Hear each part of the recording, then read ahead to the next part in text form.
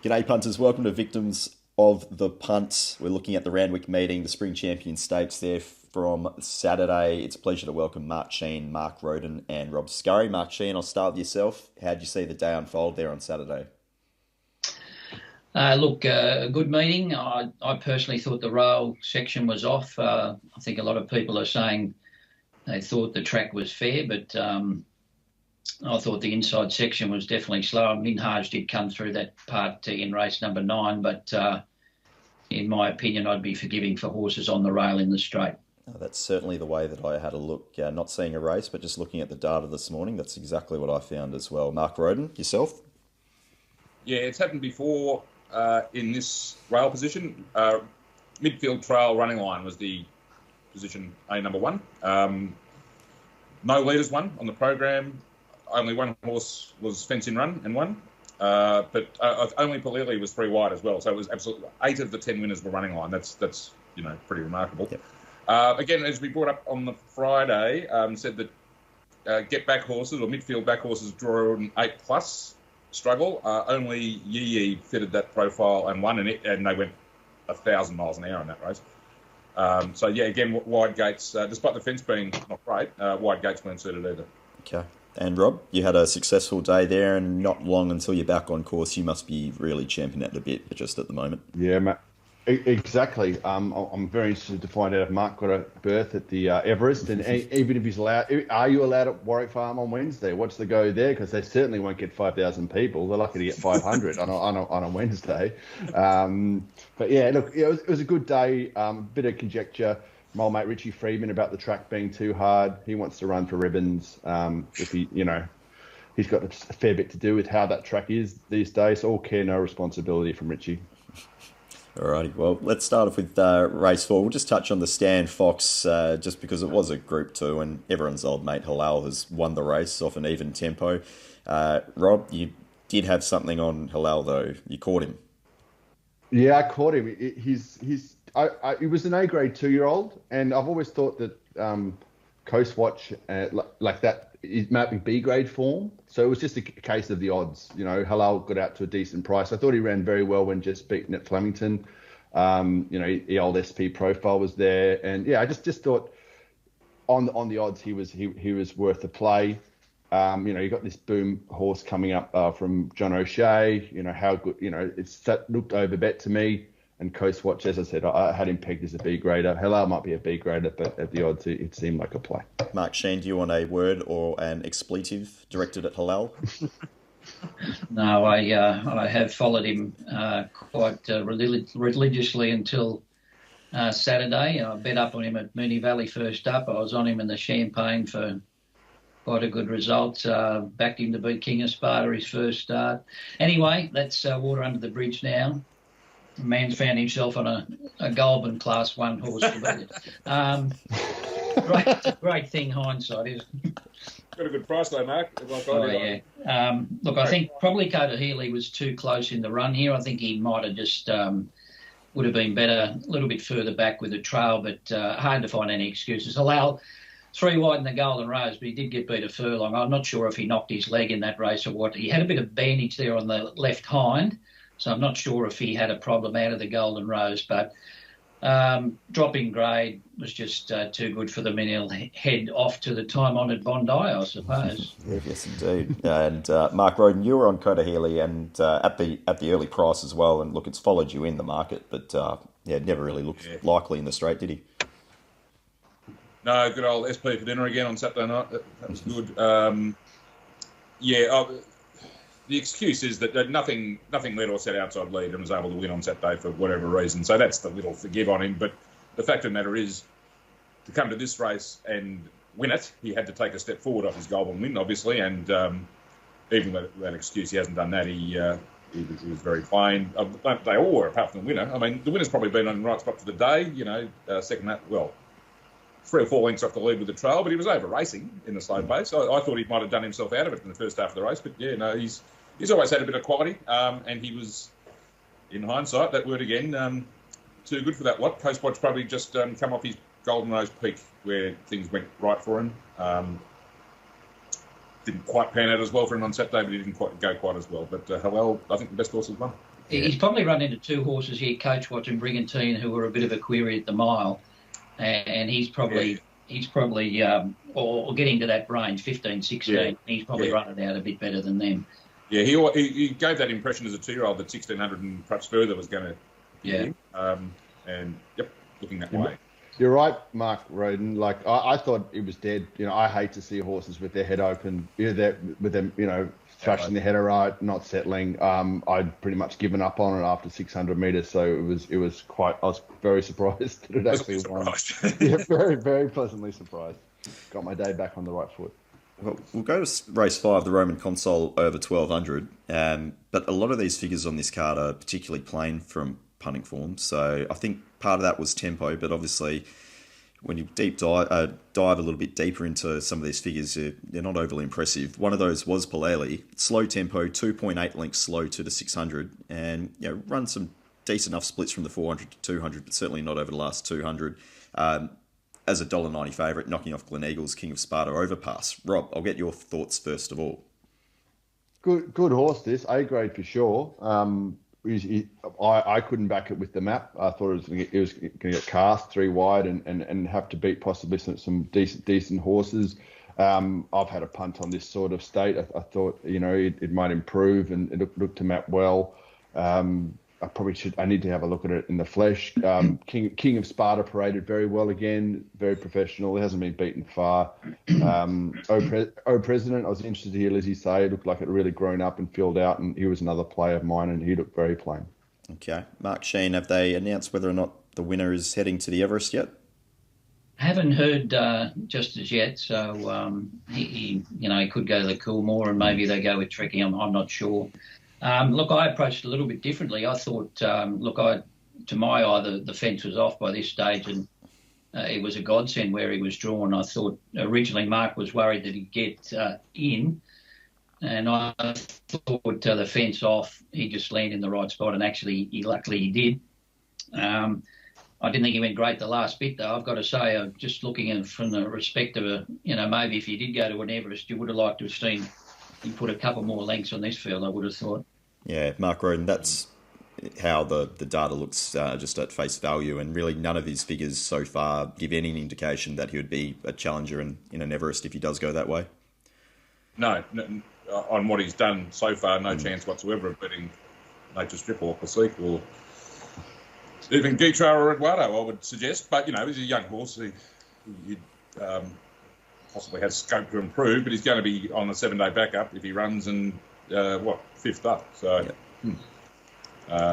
it'd be a no from me as far as Everest is concerned. The race just panned out perfectly for him. For some reason, a Tri-State, I think, was Blinker's first time, was it? Or he wears them anyway. Yeah, first time, I think, yeah. It was first time, yeah. They fired him out of the gates and then didn't want to take the lead and ended up sitting 3 wide on a limb, which gave a perfect trail to Paulele.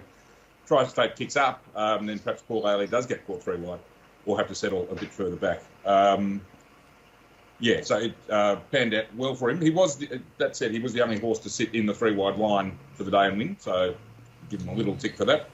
The placings came from behind him. Again, that sort of midfield or off midfield trail position was the place to be.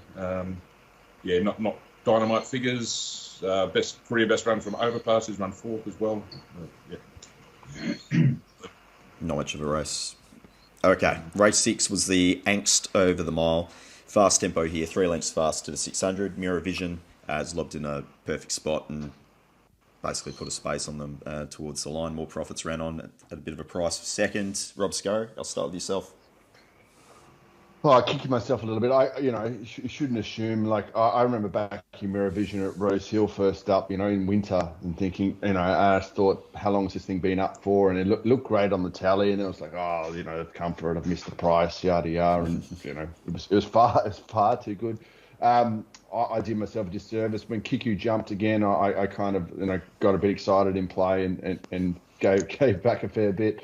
More Profits has run well. This Charlize is always going to need everything to be in its favour to win. I was happy to take on the Kiwi, but I've missed the winner at the price. So yeah, Kiku was my play in the race, and I had a spec on In Good Health, which probably needs a softer track and probably 2,000 metres as well. Yep, just keeps going well. This winner, Mark Shean. Yeah, since they freshened her up, she trialled outstandingly, and then she probably had a chance in the Tibi, got outside the lead in a slowly run race. But this was a lovely ride from Sam Clifford and got her in a perfect spot, nursed her up the rise, first crack at 1,600 metres, and then she found a little bit, but obviously More Profits was very unlucky here. Went for a couple of runs and disappointed on several occasions, so probably lucky to get the money if you're on the winner. Kiku, I just think she's more a wind-up type. She just got stopped in her tracks in the top part of the straight and did race on the rail for most of the race, so I think she's still got improvement to come. They're pretty bunched behind that group, so not sure where the others go. Grace and Harmony probably looking for a little bit further, but I think Kiku probably will head to Melbourne, perhaps, or maybe there's another race in Sydney for her. Okay. Mark Rhoden, anything for yourself out of this race? Just panned out perfectly for the winner. Getting into 1-1 has won at the race probably. The way the results were panning out, outside lead, which is where I had a map originally, might not have been any good. Yep. But it certainly worked out well. I didn't mind, More Profits. I mean, she does get back, but was stiff. Grace and Harmony ticking over nicely, looking for a shade further. Charlie's a bit stiff, had to change course in the straight as well. And I can't sack Emeralina off that. I mean, I thought she had none from the barrier, and that's the way it panned out. If she draws a gate, I think she's a nice horse. She wants further as well. There's probably a race in her as well with a better map. Okay, let's have a look at the Silver Eagle, which is the first leg of the quaddie over 1,300. Very slow tempo here, and obviously Triple Ace has gone a miss as well. Very slow, 8.3 lengths slow to the 600. And Rob Scurry, your old mate Aim. I can't catch this horse. I had this pegged as the best 2-year-old in its year, and I missed it in the Golden Rose. This whole field, all of them are hateful to me. I don't really like any of these horses. I can't seem to catch Ellsberg. I've bored people with my stories of Ellsberg. Counter Rupee, it cost me money one day when it walked in. I thought Marway was a certainty. So, High Supremacy, I guess he's okay. I thought Ellsberg was a bit plain here. Aim, I guess it's off to the Golden Bird, and, it's got to be a chance on a firm track, but, whether it'll get that, I don't know. I'm more interested in what you guys got to say. I hate them all. Take it away, Mark Shean. I can't believe AIM started $31. It seems like 3/4 of everyone on Twitter was on it. It's quite remarkable. Look, it's dead set had its birthday here. You should go to church and light a candle. Ellsberg was 3 wide and a limb, got flattened. Counter Rupee, well, how it's run third, I don't know. It's 4 wide and a limb and then got speared almost to the outside fence and has still sprinted and only got beat a half a length. I thought he should have bolted in Counter Rupee. Apart from that equation, a little bit plain. I don't know where you go from that. I think Ellsberg and Counter Rupee had genuine excuses, and the winners dead set had its birthday. Yep. And Mark Rhoden, are you following anything else out of the race? Nah. I've got the words active God written down here, re-aim. I mean, how it's won. It's such a bad horse, and it's won a Magic Millions race at the Gold Coast. It's won this. What's this worth? $500,000. What a fucking embarrassment, honestly. He's a dreadful horse with trillionaire owners, and they're getting their whack out of him. Good on them. I ended up on Camp Rupee. My God, that was just tragic. Absolutely tragic what happened to it. Ellsberg, no luck even. You've got to, I suppose, forgive Vangelic. It got pole X when the lead broke down as well. The other horse I backed in the race was Equation, who was dreadful, but I think the point Mark Shean brought up on Friday might be the right one now that perhaps he needs wet. Yep. Poor Aim. Anyway, we'll move on. Spring Champion, 2,000 metres, Group 1. Even tempo, 0.2 of a length fast to the 600 there on Punting Forms data. And Profondo, firm in the market, best horse, put him away. Rob Scurry, I'm looking forward to seeing what you think of this horse when you get to see it in the flesh. Oh, you're on mute, Rob. Go again. Sorry, mate. Look, I thought it improved its manners in the yard, and I thought if it just kept improving, it only had to beat one horse, which has gone amiss. So it's a very good thing after the race. Robbie Dolan was positive on it, which I thought won at the race. He kept going forward, which was a good thing. And look, it's probably beaten a bunch of Wednesday horses. I know they're Group 1 winners in second, but it's made it look pretty average. And look, I think the world's its oyster. I'm not sure what they're going to do with it now. But yeah, if they bring it back in the autumn, and look, I'm sure they are going to look after it. They'll be very patient with it, and they've got their reward. So, good horse, very good horse, and good luck to him. Yeah, good luck to Robbie Dolan too. What's your thoughts on this horse, Mark Shean? Well, look, he was much better on Saturday, as Rob pointed out in the parade. He was jig-jogging around his first 2 starts. On Saturday, he was walking around like a lamb, and he even settled better in the run as a result. So he pulled fiercely there at Rose Hill when he tried to take a trail. And I think Robbie learned from that and just let him slide, as Mark actually suggested that they should just let him roll, and he did. And how much better he raced as a result. Look, he hasn't beaten much, but he's having his 3rd start. He's gone from a maiden where everyone said, he should be going for a Class 1 after he fell in on the Kenzo. And then 2 runs later, he's won this. He'll probably only have one more preparation, and then he'll be off to probably Arrowfield or somewhere like that. But I think he's come a long way in a short space of time. And the fact that there's such a dearth of top-class horses in the older brigade, he's probably going to put his hand up in the autumn. Yeah, certainly. Mark Rhoden, just looking at the figures themselves, you can't really be too disappointed with this. He's beaten the class benchmark, which is obviously a Group 1. No, he's a good horse. There's no question about that. Dolan did a great job. I was calling for his replacement, saying I'm back in if Nash was on him and stuff like that, but he rode it perfectly. He got the job done. It does, of course, help when you only real danger, in my opinion, has a cardiac arrhythmia and is beaten 300 metres, but he's still done it. I don't know whether Head of State gives him a race or not. If he's in one piece, who knows? But this is his 3rd start. He's a lovely type of horse. I mean, he could win the Derby in the autumn by 6, if that's the way they choose to go. But there could even be other targets for him. And, with the exception of the excuse for Head of State, I wouldn't give you 2 bob for the rest. Okay, let's move on to the Nivison. Race 9, very slow tempo once again, 6.5 lengths slow to the 600. And Minhaaj, with J-Mac on board, managed to just negotiate his way through. Tricky Gals run second from Bellucci Babe. Rob, run us through some of these horses. I was pretty keen on Bellucci Babe. I was impressed with what it did at Wyong or Gosford or whatever when it did me on the lead. And I just thought it just didn't quite get a spot. Sorry. It didn't quite get a spot. It was whoever was on. I think it was Tommy Berry on the favourite. Just wouldn't let it get in, and that might have cost it the race.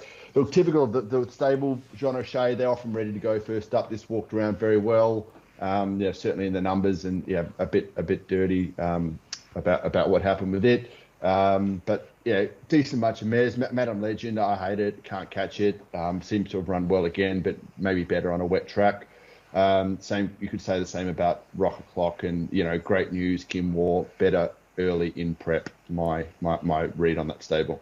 Okay, Mark Shean, this horse was first start for O'Shea after being with the Hayes camp previously. Yeah, and boy, oh boy, as a 2-year-old, it burst on the scene with 2 early wins, and then I think I backed it in the slipper, actually. It had won a race up the straight and looked like it was going to be something exceptional, lost its way. And the only horse really to come through near the inside, Tricky Gal coming up that lane as well. So I think these are certainly 2 horses to follow. Minhaaj has definitely gone to another level from last preparation on this win.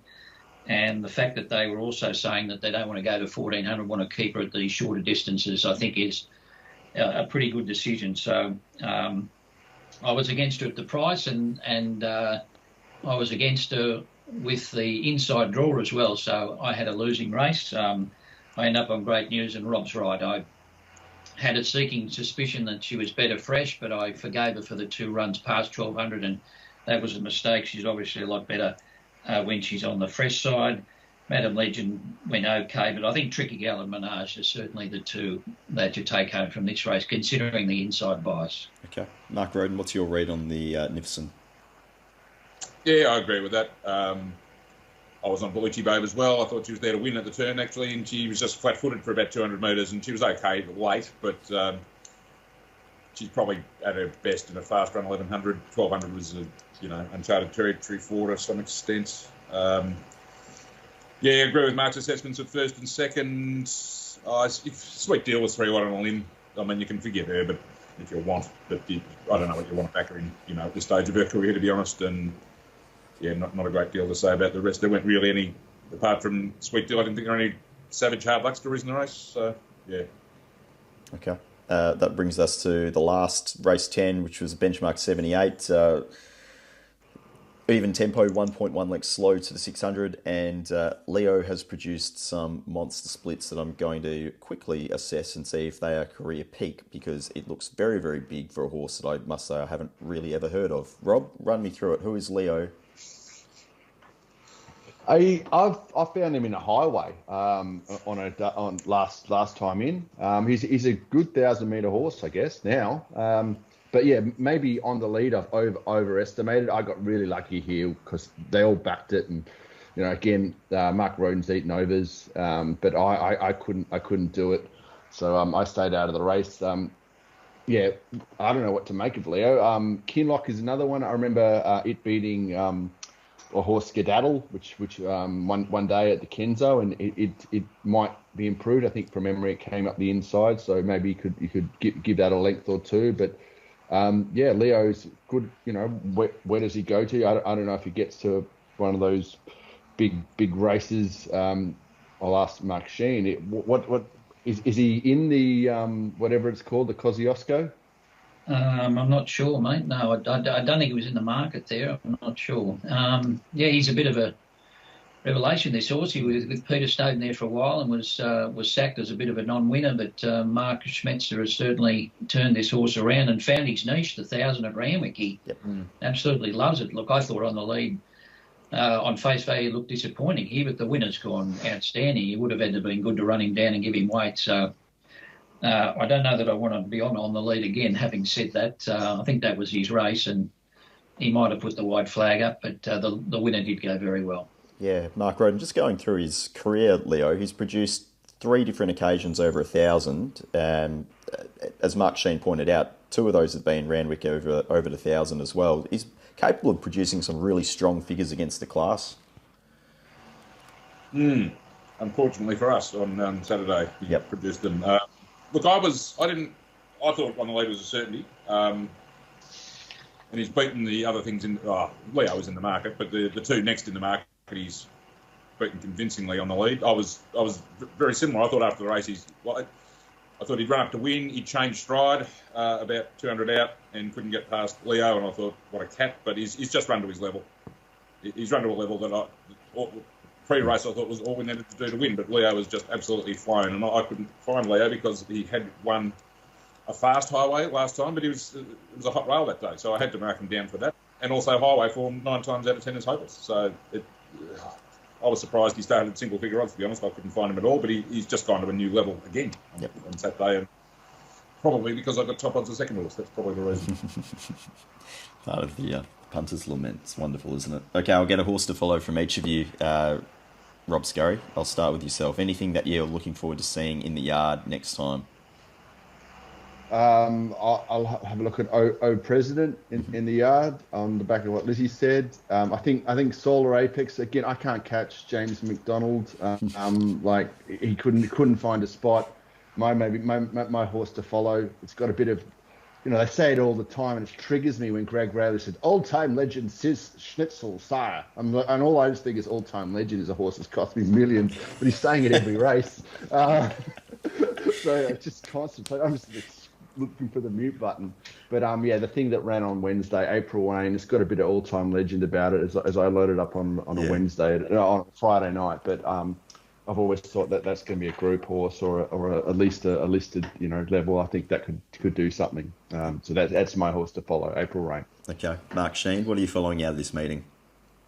Well, I thought Overpass was quite good in race number 5. I think that was a big improvement on what he'd done previously. Got a long way back and ran. I suppose the tempo of the race did suit him, but thought he did a good job. And I think if Minhaaj repeats what she did in race number 9, she'll be winning another black type race very shortly. All right. And Mark Rhoden?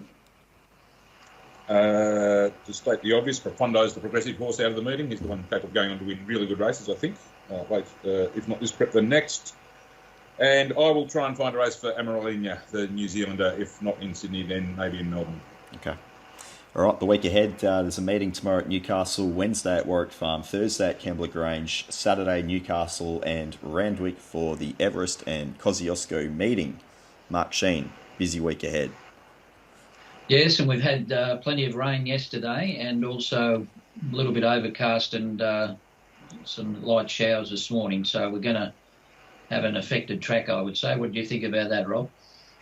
Yeah, it's going to maybe clear up by Thursday, Friday, but that track takes a while to dry out. So I agree with you. I think a horse like Head of State, Chris thinks it's a dry tracker, so that's probably millions. Yep. And Mark Rhoden, just things I don't think quieten down for you for at least another rest of your life by the looks of things, given these Sydney meetings. No, yeah, this is good. We've got the big live stream and everything on Saturday. Yep. I've tracked on about 8 meetings in 10 days for me as well in the lead up to that. So we'll just battle through a few early nights, try and get the head on straight. Yep, exactly right. We'll be doing a live stream with Punt Club, for the world's biggest punters club. If you're looking to get involved, head to their website, follow them on social media. They'll be working with us. We'll do an early show in the morning, bit of a preview of the day, and then we'll team up for the quaddie legs and hopefully have a bit of fun, back a few winners, but looking to have a lot of people involved in what should be a really fun day around the country. So if you're looking to get involved with us, head to the website. You'll find the links there. We'll preview the meeting on Friday, though. So I'll catch you then, Mark Shean, Mark Rhoden, and Rob, I'll speak to you on Saturday.